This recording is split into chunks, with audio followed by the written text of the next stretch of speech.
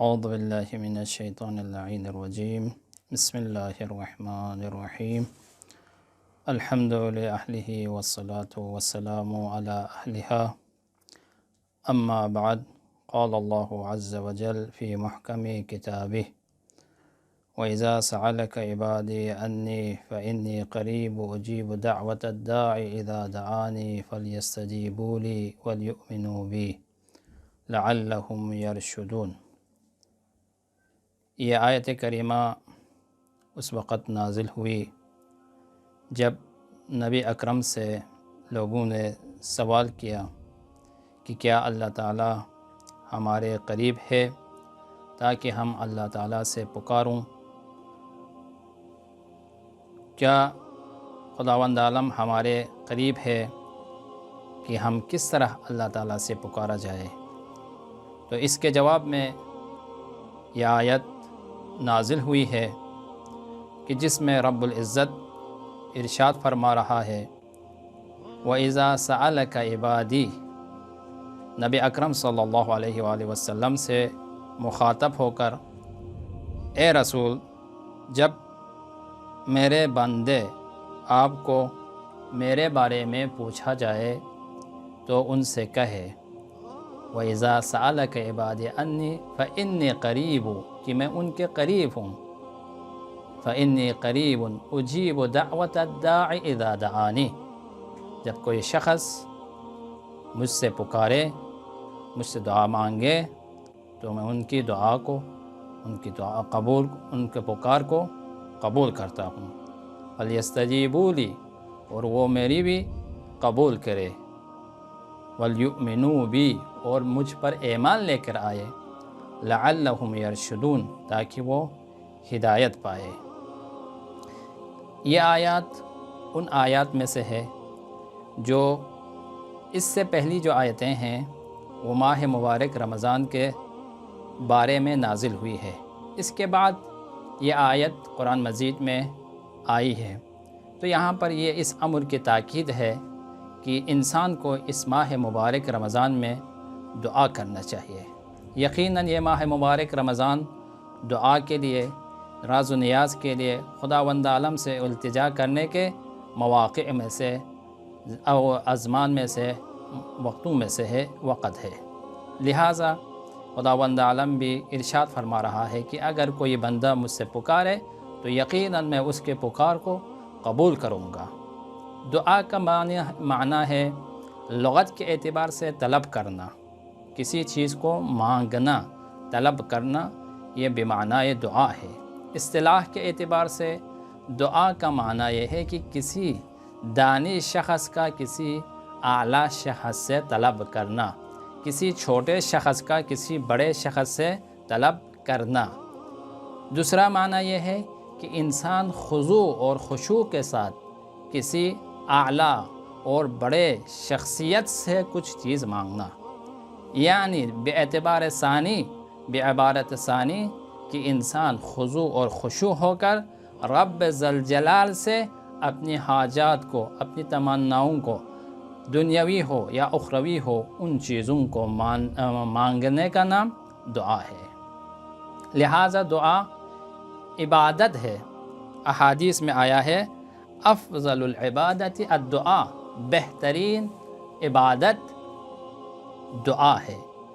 وہ عبادت کہ جس کے لیے انسان کو خلق کیا گیا ہے۔ دعا مومن کا سلاح ہے کہ جس کے بارے میں حدیث میں آیا ہے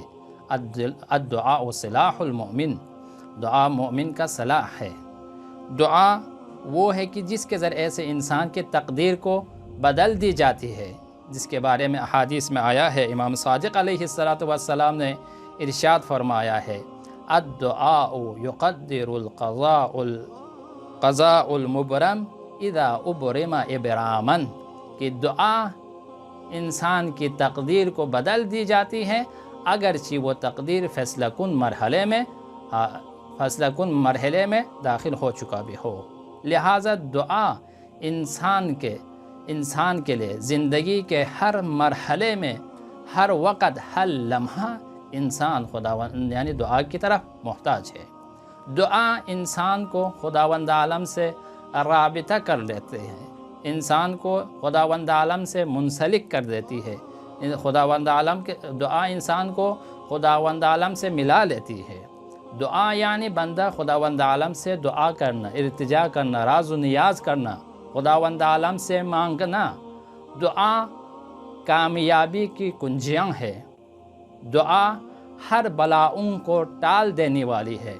امیر المؤمنین علیہ السلام ارشاد فرماتے ہیں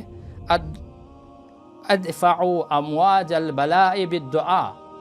بلا کی جو موجیں ہیں ان کو تم دعا کے ذریعے سے تم دور کرو، تم رفع کرو۔ لہٰذا دعا خداوند عالم کے محبوب ترین اشیاء میں سے ہے،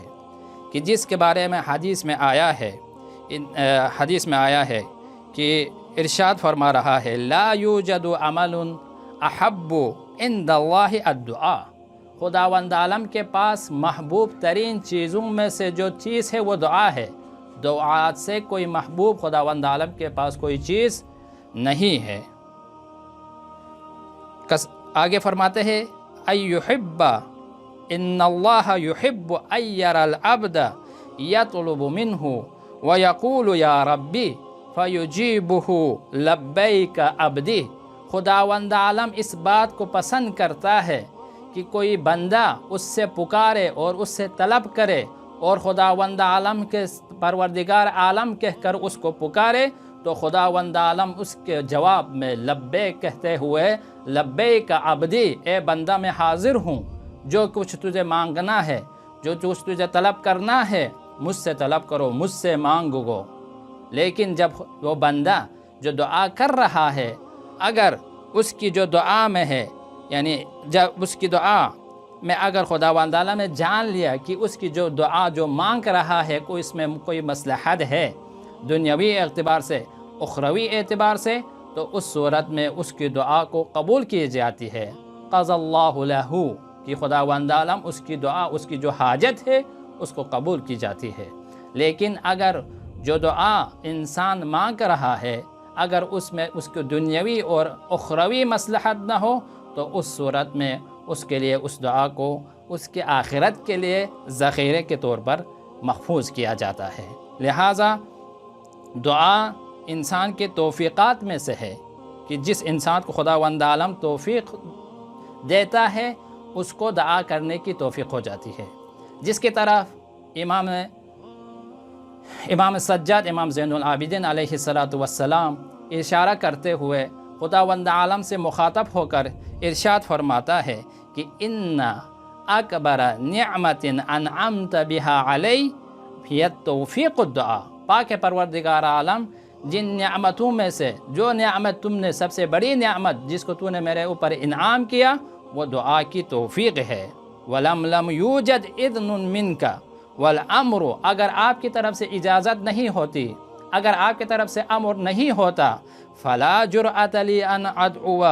وَأَقُولُ يَا اللَّهُ، تو مجھ میں یہ جرأت نہیں تھی کہ میں آپ سے کہوں یا اللہ کہوں۔ لہٰذا دعا خداوند عالم کی طرف سے ایک توفیق الہی ہے۔ انسان کو خداوند عالم نے یہ توفیق، یہ موقع مہیا کیا ہے اس ماہ مبارک رمضان میں کہ خداوند عالم سے دعا مانگے۔ ماہ مبارک رمضان دعا کا مہینہ ہے، ماہ مبارک رمضان راز و نیاز کا مہینہ ہے، ماہ مبارک رمضان اپنے گناہوں کی مغفرت کا مہینہ ہے۔ ان لمحات میں، ان اوقات میں انسان خداوند عالم سے دعا مانگے۔ اس ماہ مبارک رمضان میں مختلف دعائیں مختلف اوقات میں وارد ہوئی ہے، لہٰذا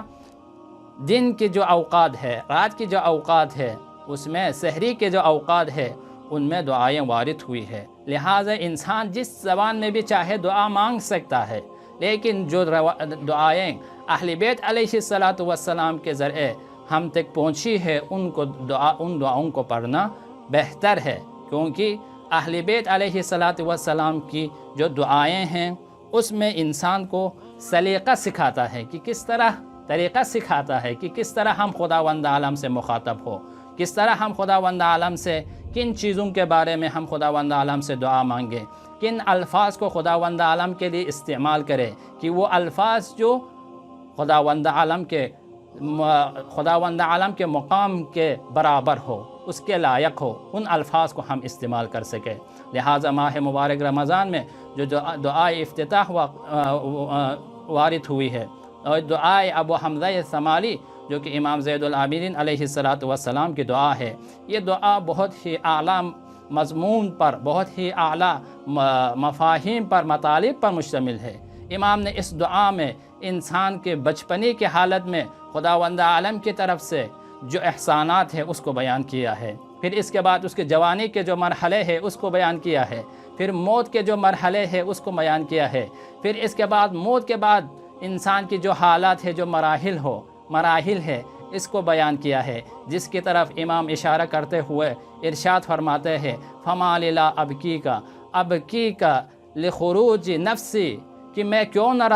روؤں، اگر میں رو رہا ہوں تو میرے نفس کے نکل جانے پر میں رو رہا ہوں۔ وما لابکی کا ابکی لخروج قبری، ابکی لظلمت قبری، ابکی لضیق لحدی، ابکی لخروج قبر عریانا، کہ میں اگر رو رہا ہوں تو اس صورت میں میرے قبر کی تاریکی پر میں رو رہا ہوں، میرے قبر کے تنگی پر میں رو رہا ہوں، میں اس حالت پر رو رہا ہوں جب مجھ کو اٹھایا جائیں گے تو اس حالت میں کہ میں عریان اور خاری کے حالت میں ہوں گا، اور میں اپنے بوجھ کو اٹھائے ہوئے مرتن انظر الیمین والشمال، کہ ایک دفعہ میں یمین اور شمال کی طرف دیکھتے ہوئے، جبکہ ہر مخلوق جو ہے اپنی حالت میں مشغول ہوگا۔ لہٰذا یہ وہ دعائیں ہیں کہ جن کو انسان ان ماہ مبارک میں پڑھ کے خداوند عالم سے تقرب حاصل کر سکتا ہے۔ اسی پر اتفاق کرتا ہوں اور خداوند عالم سے دعا گو ہے کہ ہمیں اس ماہ مبارک ماہ دعا میں حقیقی طور پر دعا مانگنے کی توفیق عطا فرمائے۔ وآخر دعوانا الحمد للہ رب العالمین۔ صل وسلم وزد وبارك